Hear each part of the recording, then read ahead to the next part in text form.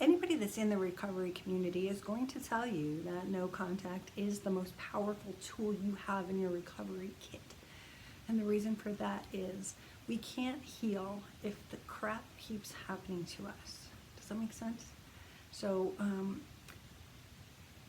the reason I like it is because it pisses off the narcissist. They are looking for supply, and when we don't give it to them, it starts to wear at them, and they're going to try different tactics to come back into your life, but they don't like it because you're ignoring them. Imagine a little 2-year-old screaming on the street corner, and you just walk away. They're going to come chasing after you, right? They're not going to stand there in the middle of Home Depot. You might get arrested for leaving your child in the middle of Home Depot, but think of the narcissist that way. Their emotional capacity is probably that of a 2-year-old. So this tool drives them crazy because you don't give them any more attention, and they don't understand that. So when we go no contact, we have to expect them to come back. We have to expect that they're going to come back hoovering, they're going to love bomb us. And we have to be prepared for that, because it's not easy to stay strong. In fact, it's excruciatingly painful to take someone that you have had in your life, whether it's a family member, a relationship, and decide, you know what, I'm going to cut all ties. A lot of people don't know how to cut all ties and what that really means. And some of my coaching clients, I have to reiterate these things too, because it seems so logical. No contact is don't contact them. But that doesn't mean that people understand that no contact is not only blocking them on your phone, but blocking them in email. Just, put a block into your email program and say, I don't want to hear of this person. And that's going to hurt you. That's going to be like, I wonder if they're wondering if they're trying to reach me. So that's stuff you've got to deal with as this comes along.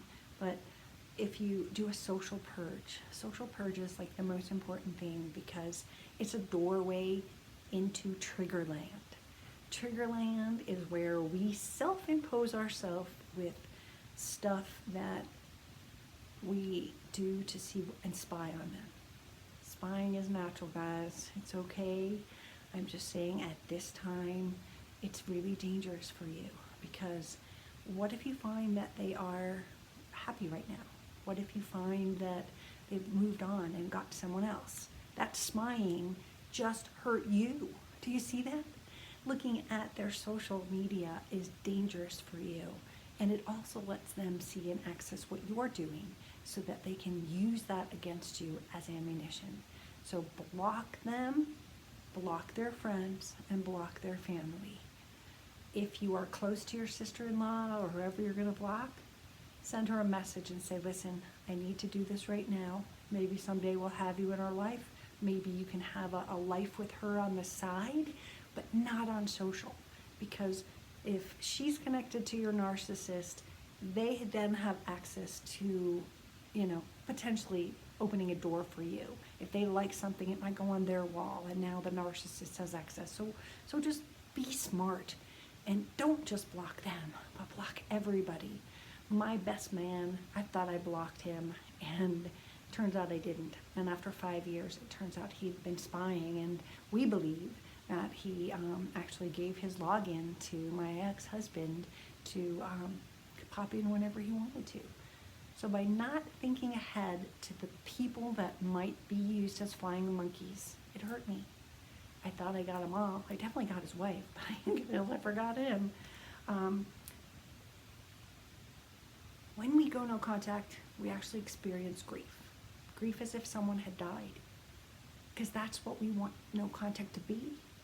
And we need to go through that grieving process. So when someone has betrayed you and abandoned you, victimized you,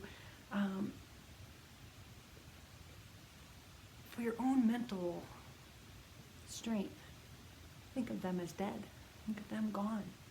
Because you can't call your mother if she's dead.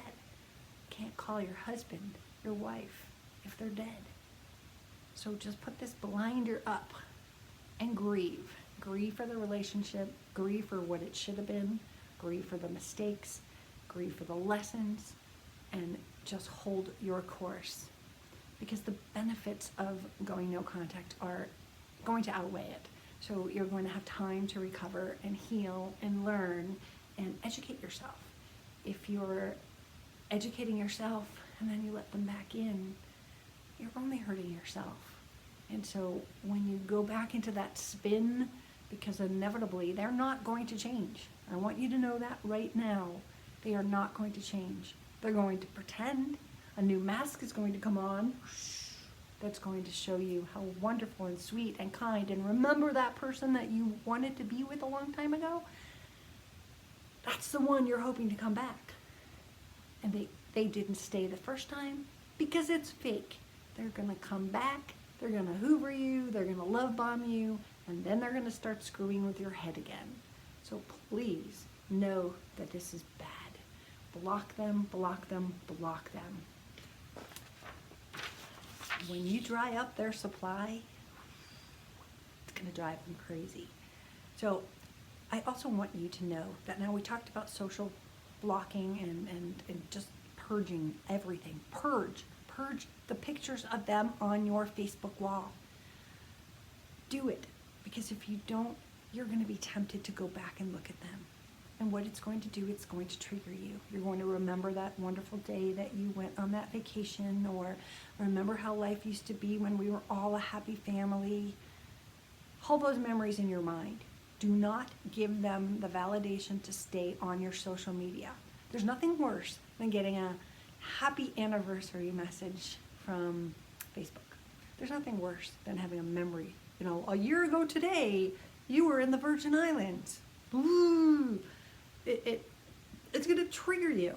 So get rid of them. Get rid of all their pictures on social. And I'm not kidding. This is not a low bar. This is not a halfway thing. This is do it and save yourself. If you're sitting there wondering, how do I make this better? How do I heal? How do I heal? This is it. Start with this. Then we'll educate you. Then we'll get you what you need. Right now, if you're a heroin addict, right? We're going to take some more heroin. We're just going to take a little heroin today. Maybe we'll take a little bit tomorrow. Until you give up the heroin, you are not going to be drug-free. And that's the same as a narcissist. So write down stuff. When you get that urge to go spy on them on Facebook, write down a memory. Write down a memory that hurt. Write down how you felt about it. And the next time you get that urge to look at them on Facebook, go and look at the journal instead and go, oh, that's right, they did that. Oh, yeah. So the more you can give yourself that ammunition to be strong, and the best way to be strong is not remember the good times and the trip on the Virgin Islands. Anyone can remember that. We can't forget the shit that they did. We can't abandon that and only hold on to the good. Someday you may be able to hold on to just the good.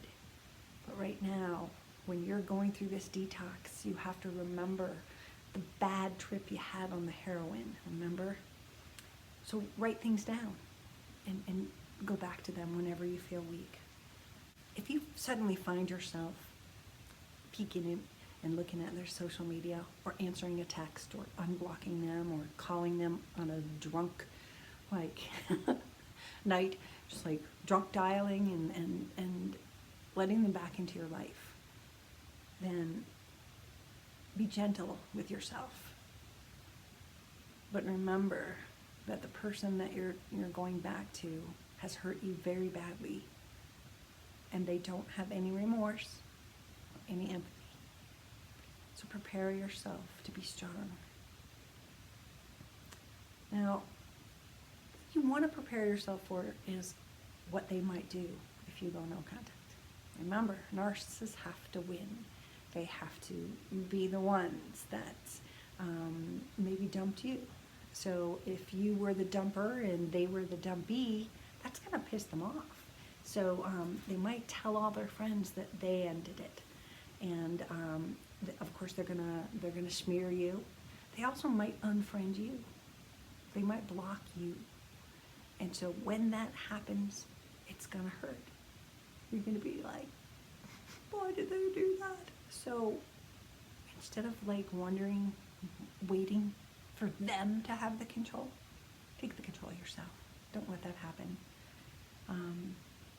And if you do spy on them and they've deleted you, right there is your key to letting go. Right there is the key to deciding, you know what? I've been erased. Let me do the same thing back. Give yourself that peace of mind. Give yourself that. Remember that they hoover back. That means to pull you back in. And they might do it on their own.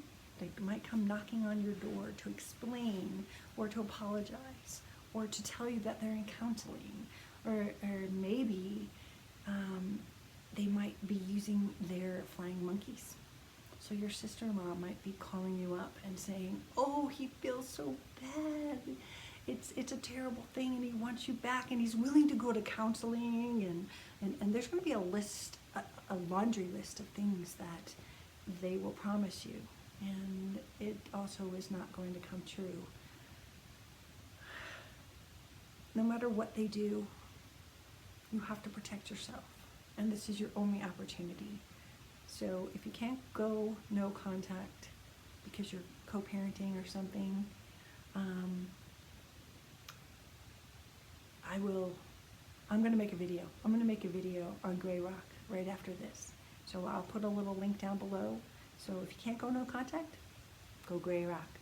It's a little bit harder, but if you're co-parenting, if you work with someone, if it's your mother and you have to see them at family things, you need to have that in your toolbox. So watch for that video. And if you haven't been to my website, the website is narcissistabusesupport.com. From there you can find my Facebook group. You can find my podcasts, which are on iTunes and Stitcher and all over the place.